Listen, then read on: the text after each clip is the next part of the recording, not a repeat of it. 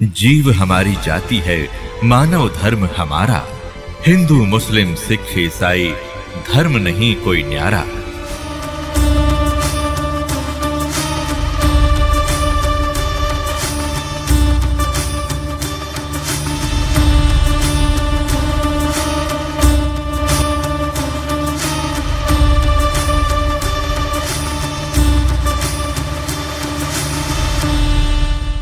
भजन कर राम दुहाई रे, भजन कर राम दुहाई रे। जन्म अनमोल तुझे मिला ये, नर देही पाई रे।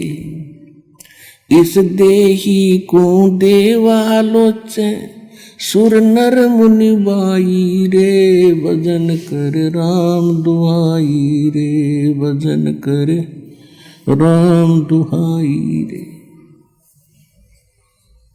परमात्मा से प्राप्त ज्ञान को जनता में सुनाने लगे, लेकिन कोई ना सुने। अब वह ज्ञान उसका समझ में आवे नहीं, बोले वाले ग्रामीणों के। वो कहने लगे इसका बिरड़वा फूट गई, बैंड है यो, बिरड़ावा है, पागल हो गया जंतर मंत्र के दूध न पी के। तो वो बात करें और वो सुनावे अमृत ज्ञान, तो बालकों के समझ में कैसे आवे वो पीएचडी की बातें, और वो पहली कक्षा के बच्चे भी कोई नहीं बकती। तो सभी के सभी उनको पागल कहने लगे, मेंटल, बावलिया कहने लगे, बावलिया। माता पिता को सब्र हुआ कि जैसा भी पागल है, मेंटल है, हमारी आत्मा संतुष्ट है कि हमारा बेटा जीवित हो गया। नगर निवासी भी खुश हुए, क्योंकि एक बहुत बड़े रईस का दोता था, बहुत बड़े साहूकार जमींदार किसान का, जाट जाति में जन्मे थे गरीबदास जी। तो कहने का भाव यह है कि ऐसे 3 वर्ष बीत गए। 3 वर्ष के तक यही स्थिति रही। सब परमात्मा की वाणी सबको सुनाना चाहते थे, लेकिन कोई समझ नहीं पाता था, उसके पास भी नहीं बैठते थे, उसको पागल कहा करते। वो आ गया, उनकी माता का नाम रानी था, कि रानी का पागल बावड़ा आ गया, रानी का बावड़ा आ गया। जैसे तैसे 3 वर्ष निकले।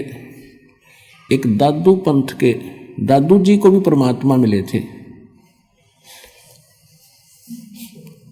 परमेश्वर कबीर जी जिंदा बाबा के रूप में। ऐसे ही अपने आत्माओं कई समस्याएं हैं। जैसे एक भक्त बता रहा था कि मैं आपके ज्ञान को सुनकर मैं दादू पंथ का एक हमारे गांव के अंदर आश्रम है, वहां गया। हम पहले उन दादू को जी को नहीं मानते थे। जैसे गांव में अपनी अपनी अलग अलग मान्यताएं होती हैं, और उसके बारे में विशेष ज्ञान मुझे था नहीं। फिर मैं इसलिए गया कि उनसे भी जानूं कि वास्तविकता क्या है, उनको तो सही पता होगा। तो वो दादू जी का जो पंथी वर्तमान में उस गद्दी पर विराजमान है संत, उससे मैंने बात की कि दादू साहिब जी की कुछ जीवनी पर विचार डाले। तो उसने कोई अटपट कथा बताई कि दादू जी कमल के फूल पर मिले थे, और वहाँ से उसके माता पिता उठा लाए थे, उनको कोई संतान नहीं थी, ऐसे ऐसे बताया। फिर मैंने उनसे पूछा कि क्या उनको कबीर साहब मिले थे, कि नहीं नहीं, ये किसी ने बता दिया आपको, कोई कबीर साहब नहीं मिले थे। उनको तो एक बूढ़ा बाबा मिला था, बूढ़ा बाबा मिला था। अब दादू साहब का जो ओरिजिनल ग्रंथ है, उसमें जो दास साहब को वाणी सुनाता है कबीर साहब की महिमा की, वो वाणी विद्यमान है। इन्होंने क्या किया, वर्तमान के अब 150 वर्ष के बाद ये पढ़े लिखे से हुए, इन्होंने वो वाणी निकाल दी, शेष रख ली। तो वो कहने लगे कि ना, ऐसा कुछ नहीं है, ये वाणी इसमें नहीं है जो आप बता रहे हो। अब वो भ्रमित हो गया। उसने फिर बता दिया ऐसे ऐसे मैं वहाँ गया था, और ऐसे उन्होंने तो कुछ और ही कहानी बताई। तो मैंने कहा कि आप मुझ पर विश्वास करते हो या नहीं? आप पर तो पूरा विश्वास करते हैं, फिर आपने वहां जाने की जरूरत क्या पड़ेगी? तेरी बुद्धि स्लिप थी तभी तो वहां गया। आप कौन से धर्म में जन्मे हो? कि मैं हिंदू धर्म में जन्मा हूं। हिंदू धर्म के कितने आचार्य शंकराचार्य आपको मिले थे?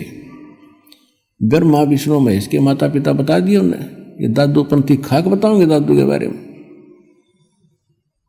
सिर घूम गया उसका, हाँ जी गलती होगी हमारे में। तो ऐसे वो हैं जिसे आपके आचार्य थे।